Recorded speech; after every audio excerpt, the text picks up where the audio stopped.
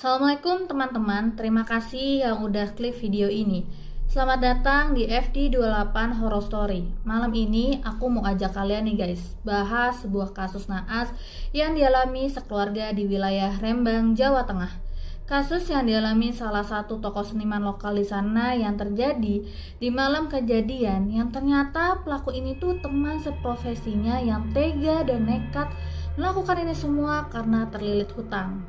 Makanya kasus ini harus banget kita bahas di sini guys, supaya nantinya bisa jadi pembelajaran untuk kita semua, dengan harapan semoga kedepannya gak ada tuh kasus-kasus kayak gini lagi terulang lagi. Sebelum kita bahas kasusnya, jangan lupa seperti biasa siapin makanan, minuman, cemilan, dan juga posisi ternyaman kalian. Tanpa perlu basa-basi lagi, mari kita bahas guys.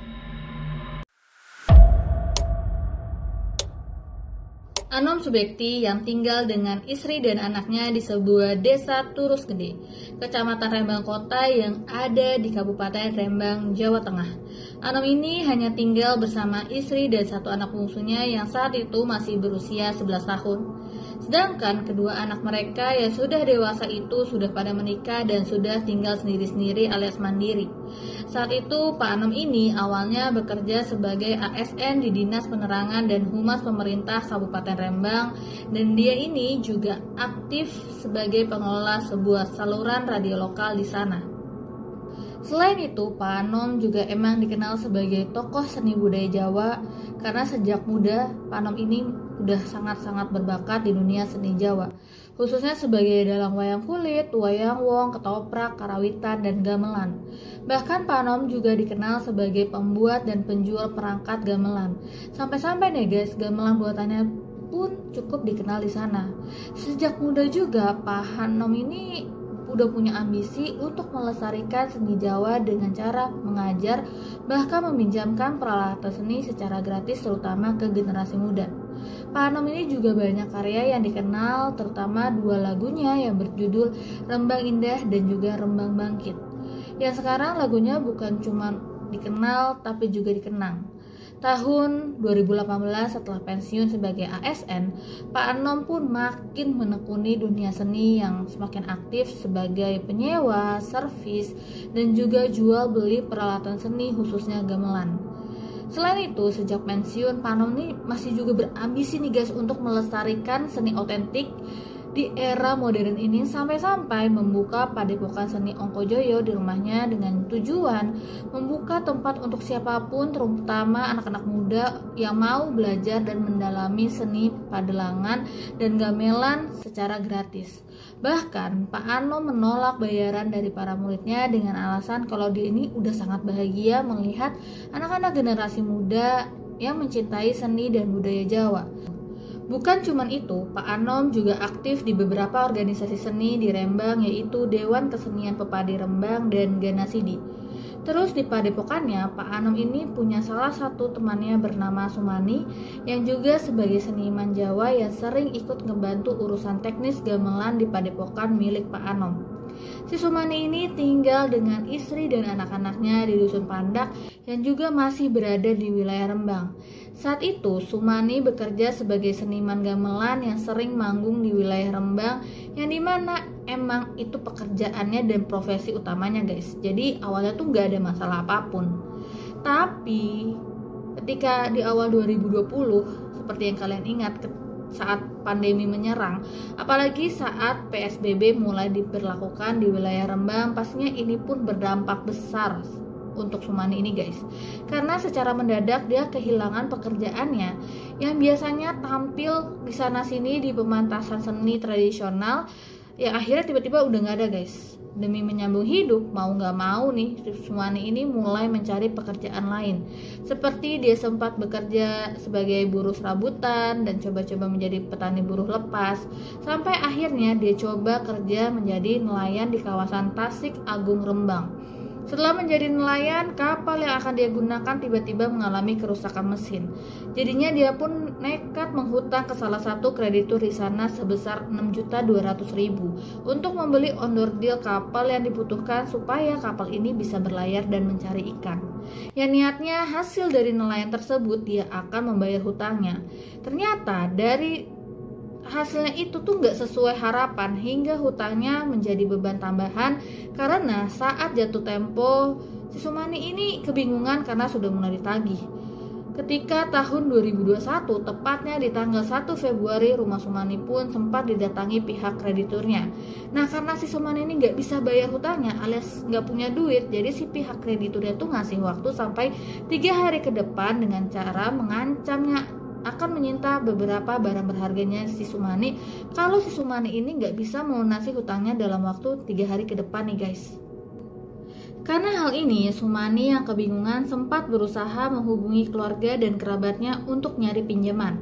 Tapi karena saat itu emang sedang pandemi dan semua orang sedang mengalami kesulitan keuangan, jadinya gak ada yang bisa ngasih pinjaman ke Sumani ini guys. Di tengah kebingungannya, tiba-tiba dia pun keinget sama Pak Anom yang sebagai teman seprofesinya dulu. Sumani ingat Pak Anom ini sedang berusaha menjual beberapa gamelannya untuk biaya perawatan dan operasional padepokannya. Jadi dia pun berencana memanfaatkan situasi padepokan Pak Anom untuk menipunya. Awalnya niatnya tuh cuma buat nipu guys, tapi inilah awal mulanya terjadinya kasus di malam yang naas. Karena hal ini, Sumani yang kebingungan sempat berusaha menghubungi keluarga dan kerabatnya untuk nyari pinjaman. Tapi karena saat itu emang sedang pandemi dan semua orang sedang mengalami kesulitan keuangan, jadinya gak ada yang bisa ngasih pinjaman ke Sumani ini guys. Di tengah kebingungannya, tiba-tiba dia pun keinget sama Pak Anom yang sebagai teman seprofesinya dulu. Sumani ingat Pak Anom ini sedang berusaha menjual beberapa gamelannya untuk biaya perawatan dan operasional padepokannya. Jadi dia pun berencana memanfaatkan situasi padepokan Pak Anom untuk menipunya.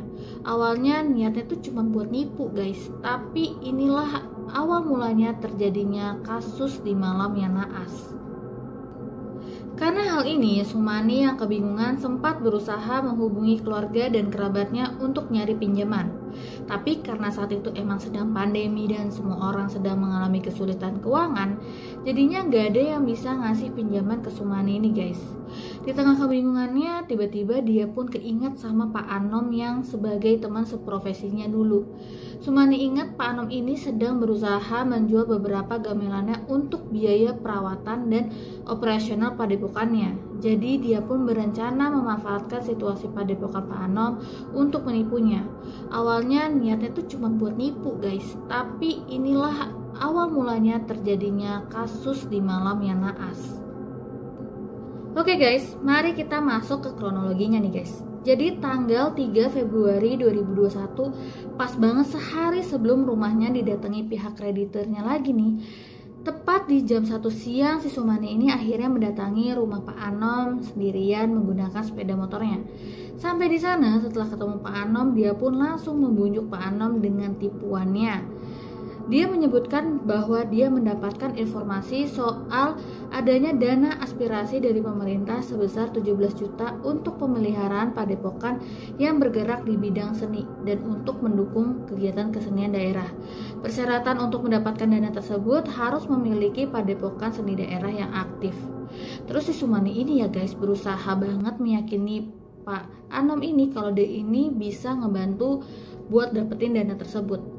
Tapi dia minta bagi hasilnya dan bahkan langsung minta bagiannya di awal nih guys, dengan alasan untuk biaya operasionalnya. Pak Anom ini yang seolah tahu kalau ucapan Sumani ini kebohongan doang, dia pun cuma diem aja guys. Dia nggak menyetujui tapi dia tuh nggak menolak. Jadinya Pak Anom ini nggak begitu merespon. Setelah beberapa jam mereka ngobrol, tepatnya di jam 3 sore, Pak Anom ini kedatangan seorang tamu. Ternyata tamu ini ingin membeli beberapa gamelan yang Pak Anom buat guys. Akhirnya Pak Anom pun melakukan transaksi senilai 15 juta menjual beberapa gamelan yang dia buatnya guys. Nah, saat itu si Sumani ini masih di rumahnya Pak Anom dan dia mengetahui bahwa Pak Anom ini berhasil menjual gamelannya senilai 15 juta. Akhirnya dia itu diskusi lagi nih dengan Pak Anom, bujuk lagi, merayu lagi mengenai dana aspirasi tersebut. Dan lagi-lagi Pak Anom ini secara halus menolaknya dengan cara, saya pikir-pikir dulu ya. Setelah maghrib, Sumani pun sempat pamit pulang sambil nunggu keputusan Pak Anom di rumahnya. Sesampainya di rumah, si Sumani itu pun kebingungan dan mulai resah lagi nih guys, karena ingat besok itu rumahnya akan didatangi pihak kreditur lagi. Karena resah, akhirnya di malam itu juga guys, si Sumani ini mendatangi Pak Anom lagi nih guys di jam 9 malam untuk nagih apakah Pak Anom ini setuju atau enggak. Tapi di saat itu Pak Anom pun masih belum ngasih jawaban guys, dan minta waktu untuk mempertimbangkannya.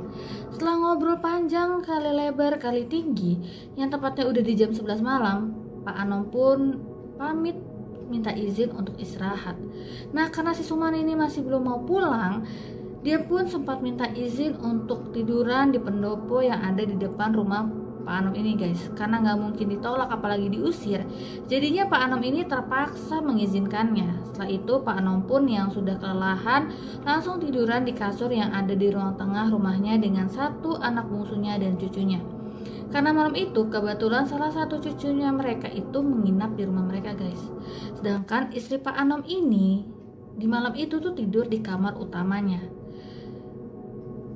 Di sisi lain, si Sumani ini yang sedang tidur di pendopo depan rumahnya Pak Anom tuh semakin lama merasa semakin gelisah, resah karena besok si kreditur ini kan mau nagih nih duitnya. Tapi di saat itu tuh si Sumani itu nggak ada duitnya guys, dan dia pun juga ngerasa bahwa si Pak Anom ini sebenarnya emang udah kelihatan nggak tertarik sama sekali. Akhirnya di tengah-tengah keresahannya, si Sumani ini berpikir untuk menghabisi Pak Anom dan satu keluarganya untuk merampas duit 15 juta hasil Pak Anom menjual beberapa gamelannya tadi siang. Apalagi di malam itu di rumahnya Pak Anom itu cuma ada 4 orang, 2 anak kecilnya, satu anak bungsunya, yang satu lagi cucunya. Jadi si Sumani itu menganggap gampang lah untuk melumpuhkan mereka karena cuma Pak Anom doang nih yang lelaki dewasa yang ada di rumahnya itu. Setelah tekadnya bulat, si Sumani ini langsung bangun nyari alat untuk eksekusinya. Setelah nemuin satu balok di teras rumah Pak Anom, dia pun langsung berusaha masuk rumah Pak Anom dengan cara menyelip dari pintu depan nih guys. Setelah sampai di ruang tengah, dia pun ngeliat Pak Anom yang sudah tidur dengan nyenyak dengan satu cucunya dan satu anak bungsunya. Disitulah Sumani langsung menghantam baloknya sebanyak 3 kali, dimana Pak Anom tuh nggak sempat menghindar sama sekali. Ya akhirnya Pak Anom ini nggak sadarkan diri. Sedangkan anak dan cucunya tuh langsung kebangun dan mereka tuh langsung teriak maleng, maleng gitu guys. Jadinya anak dan cucunya ini langsung dieksekusi sama Sumani ini pakai balok juga. Sedangkan istrinya Pak Anom yang tidurnya di kamar utama langsung kebangun karena mendengar teriakan dan suara kegaduhan. Akhirnya istrinya Pak Anom ini pun langsung keluar kamar untuk ngecek apa sih yang sebenarnya terjadi, dan disitulah dia tuh kaget banget melihat apa yang dilakukan Sumani ini guys. Si Sumani tuh langsung fokus ke istrinya Pak Anom dan langsung mengancam dan mengarahkan balok itu ke istrinya. Karena hal ini, istrinya Pak Anom pun terpaksa diam. Sumani pun memaksa nunjukin di mana Pak Anom ini nyimpen uang tadi siang yang sebesar 15 juta. Setelah ditunjukin, Sumani pun langsung mengeksekusi istrinya Pak Anom menggunakan balok guys. Setelah memastikan semuanya dalam kondisi gak bernafas lagi nih, si Sumani pun langsung ngambil uang tunai di kamarnya Pak Anom ini sebesar 13.100.000. Karena masih belum puas juga, si Sumani pun sempat menggeledah kamar Pak Anom dan berhasil menemukan beberapa emas, buku tabungan, dan juga ngambil 2 HP milik Pak Anom dan istrinya. Setelah itu dia pun bersiap pergi, tapi sebelum dia pergi nih guys, dia pun sempat mengunci pintu Pak Anom tuh dari luar. Setelah itu di jam 12 malam barulah dia pun langsung tancap gas pulang menggunakan motornya.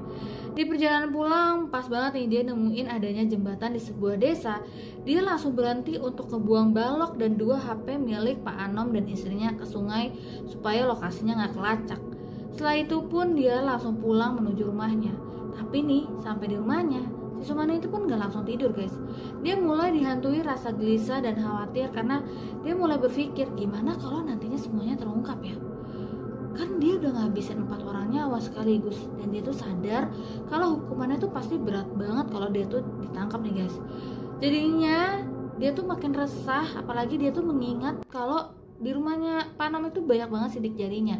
Akhirnya di sekitar jam setengah 2 pagi, Sumani itu pun keluar untuk membeli paket internet untuk browsing gimana sih cara menghilangkan sidik jari.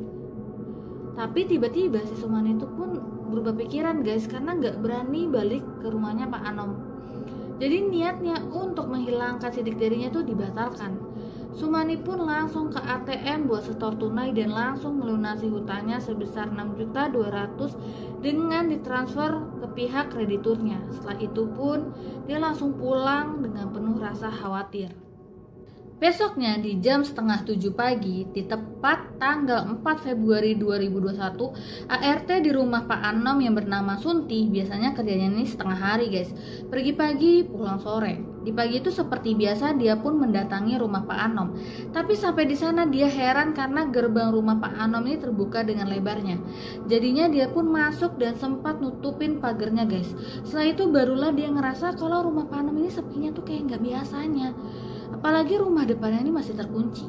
Sunti pun masih berusaha manggil Pak Anom tapi gak ada respon guys. Karena curiga, Sunti mencoba manggil melalui pintu belakang yang hasilnya nihil guys, gak ada sautan sama sekali. Sunti ngerasa makin gak beres. Akhirnya dia mencoba memberanikan diri membuka pintu belakang yang ternyata gak kekunci sama sekali. Setelah Sunti masuk ke dapur, dia tetap manggil nih Pak Anom sama istrinya yang ternyata masih gak ada sautan.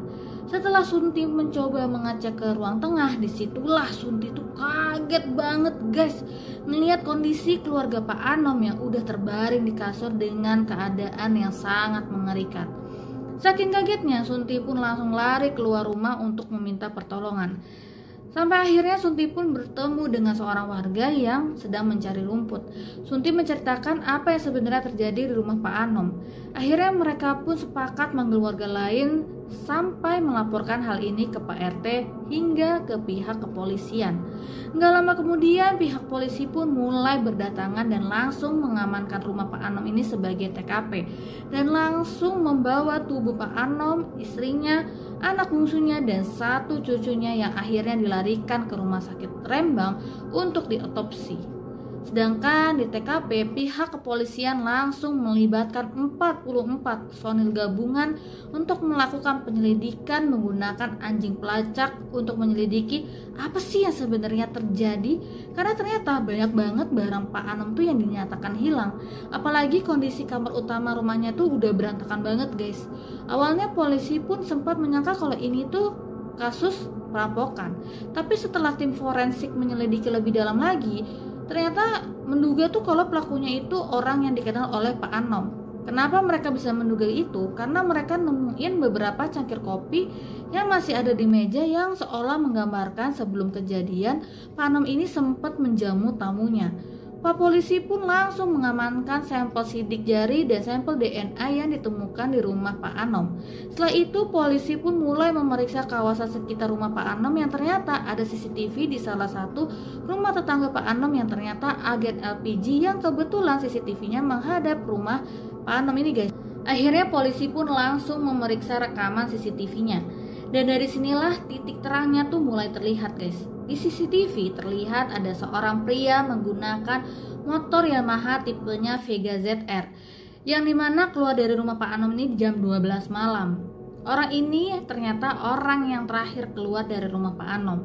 Polisi pun langsung memeriksa 16 saksi, termasuk ada tetangga, kerabat, pihak keluarga untuk menanyakan apakah ada yang mengenal laki-laki yang terlihat di CCTV ini guys. Semua kesaksian mengarah ke satu orang, yaitu Sumani, seorang gamelan sebagai temannya Pak Anom nih guys. Pihak polisi pun langsung mendatangi rumahnya Sumani. Karena belum memiliki bukti yang kuat, Sumani pun dibawa ke Polres Rembang Kota untuk diperiksa yang awalnya statusnya masih saksi guys. Ketika polisi mencoba mencocokkan sidik jari Sumani dengan sampel sidik jari yang ditemukan di rumah Pak Anom, ternyata yes guys, ternyata cocok. Polisi pun langsung memeriksa Sumani secara forensik yang ternyata ditemukan sampel Pak Anom di ujung kukunya. Polisi pun langsung memeriksa rumahnya Sumani dan menemukan beberapa bukti kuat yang udah nggak bisa terbantahkan lagi nih guys, yaitu beberapa perhiasan emas dan buku rekening milik Pak Anom dan istrinya. Sumani pun udah nggak bisa berkutik lagi dan mulai ditetapkan sebagai tersangka. Hal ini cukup mengkagetkan warga di sana, terutama yang kenal dengan si Sumani.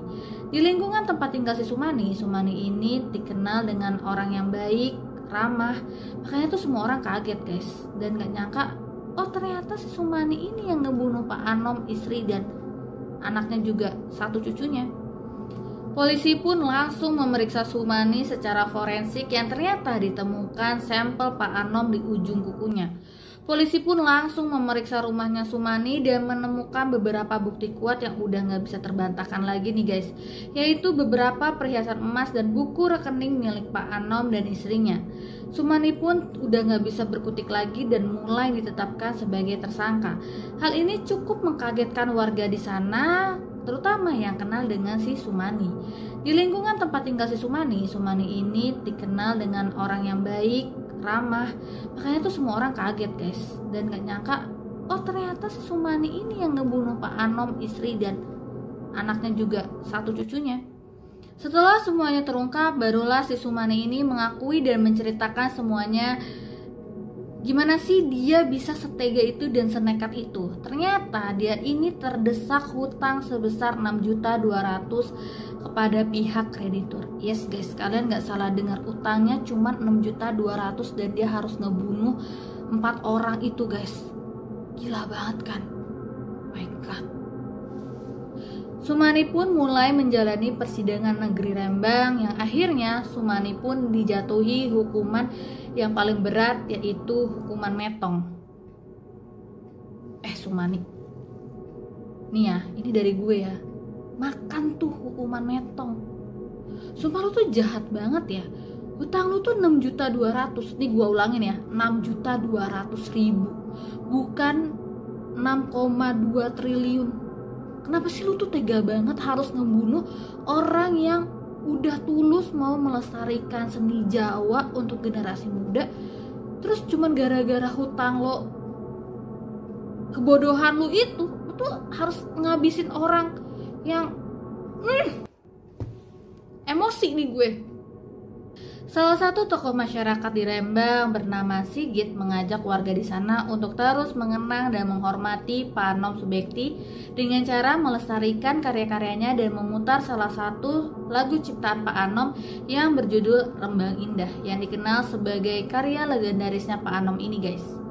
Semoga karya-karya Pak Anom Subekti bisa terus lestari dan cita-citanya bisa tercapai dengan menjaga dan melestarikan seni budaya di Rembang. Amin. Semoga apa yang terjadi di kasus ini bisa jadi pembelajaran dan renungan untuk kita semua, supaya kasus-kasus kayak gini amit-amit banget ya guys, jangan sampai terjadi lagi dimanapun dan kapanpun. Sampai sini aja pembahasan kita soal kasus ini. Jangan lupa like, share, subscribe, dan komen di channel FD28 Horror Story ya guys. Sampai ketemu di kasus-kasus berikutnya.